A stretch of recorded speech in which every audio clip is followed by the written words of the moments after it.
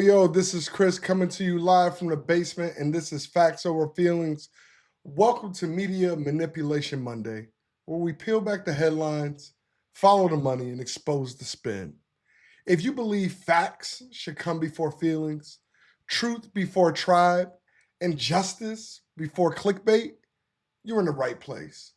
But before we dive in, do me a favor, like, subscribe, and hit that alert bell so you don't miss any drops.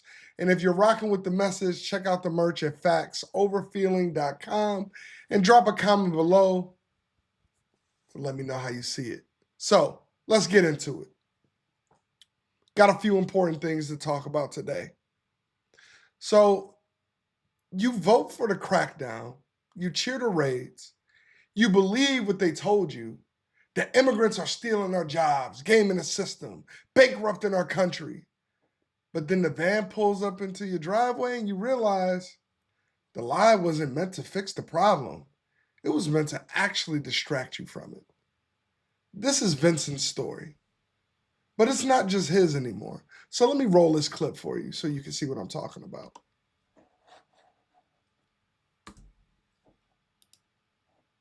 Emotionally, it takes a toll. You get to know these guys. You become their friends, just not an employer, but a friend. And you see what happens to their family. It's quite a shock. They did everything right, and they all had their work permits. They all, a couple and few of them have driver's licenses.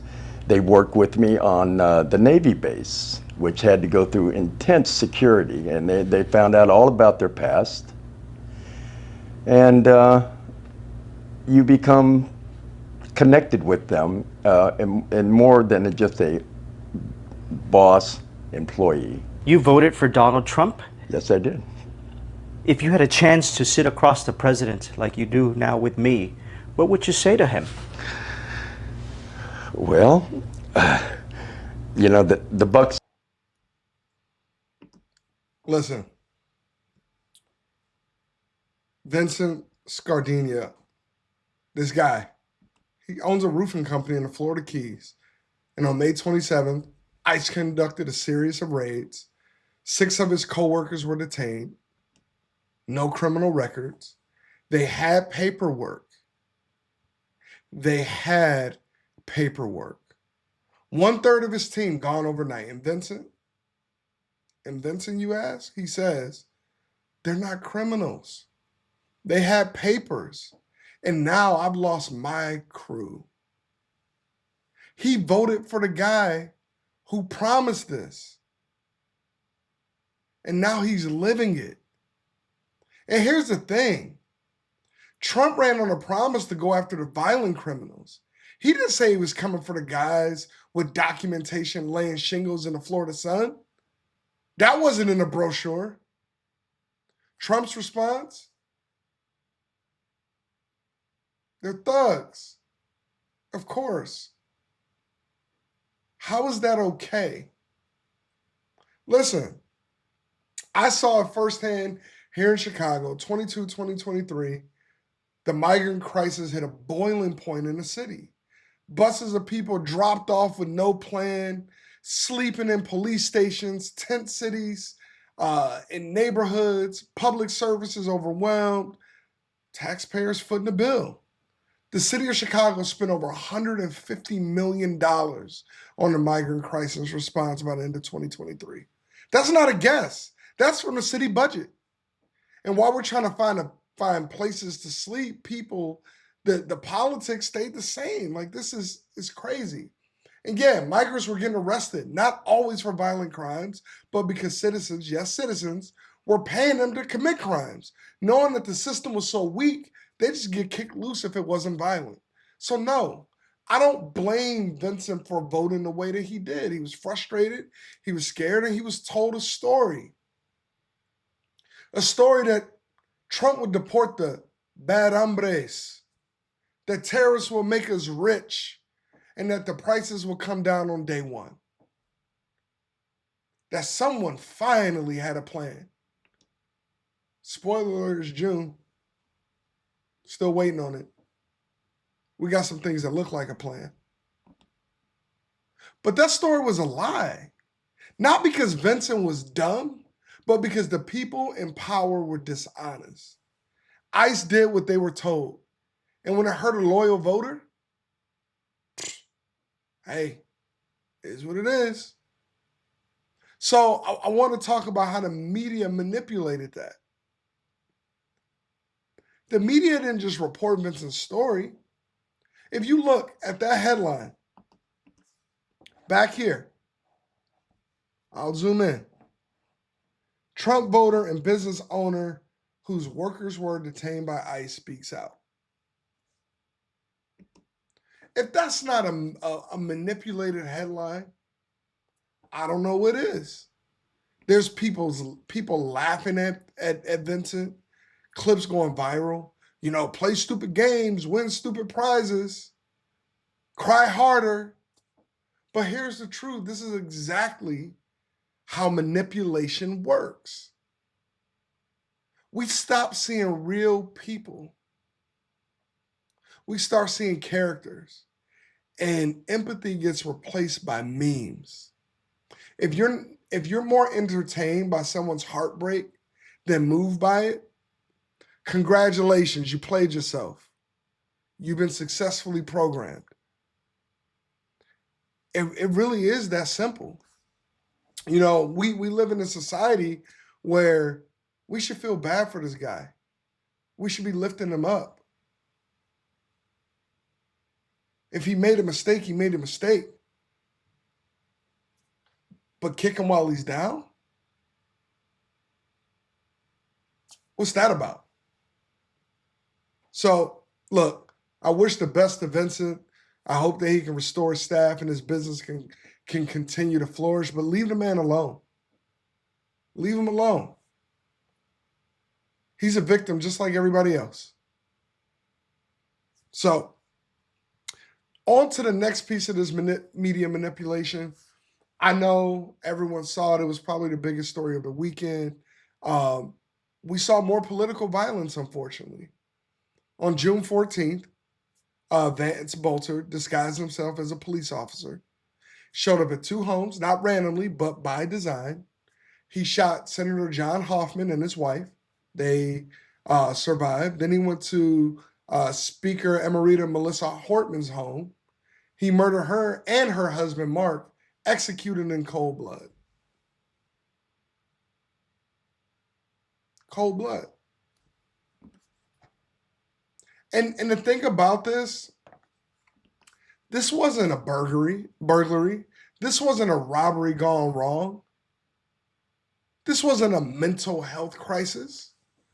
This was political violence. Call it what it is. The kind we only acknowledge when a shooter's outfit comes with a headline sponsor.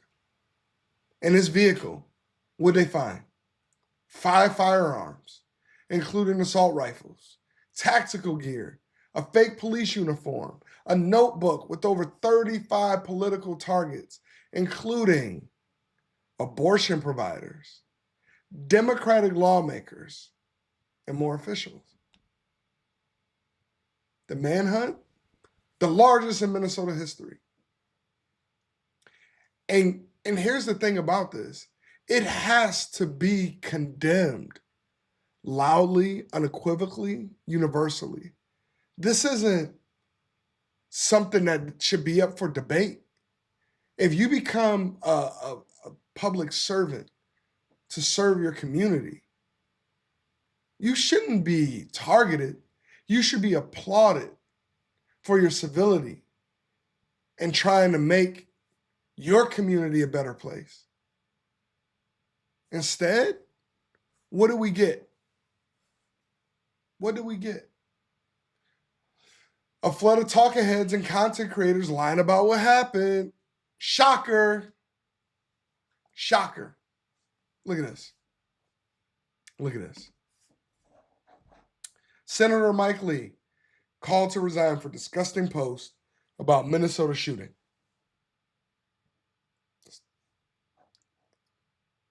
So Utah Senator Mike Lee is facing outrage and calls for his resignation over social media posts that baselessly claim the man charged with targeting Minnesota lawmakers and shootings during the weekend has ties to the political left. But wait, he's not the only one. The big picture. Prominent right-wing figures, including Elon Musk, Senator Bernie Moreno from my home state, former Wisconsin Governor Scott Walker, spread now debunked claims that leftist politics motivated the shooting spree that left one Minnesota state representative dead and another one wounded.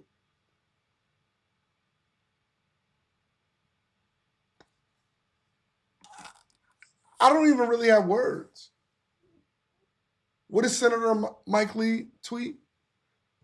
This is what happens when Marxists don't get their way. He pinned the tweet and then refused to take questions. Never retracted it. And it's just owning that bullshit like it's real. People who know Bolter say he leaned conservative, a known Trump voter. But hey, if you get a few more clicks off a lie, what's more flame on that fire? The first lie always wins. The truth shows up 3 days late and barely trends. And that's the same situation that we're running into right now. The same one. And the thing about it is, just because you support Trump doesn't make you a murderer. It doesn't make you an evil person. Everyone has their own individual reasons as to why they did it. But we can call out people that commit heinous crimes that just so happen to be supporters. And if you can't come to terms with that, you might be part of the problem. Your own rhetoric may be part of the problem. It's really that simple. Here's the thing. We can grieve without weaponizing.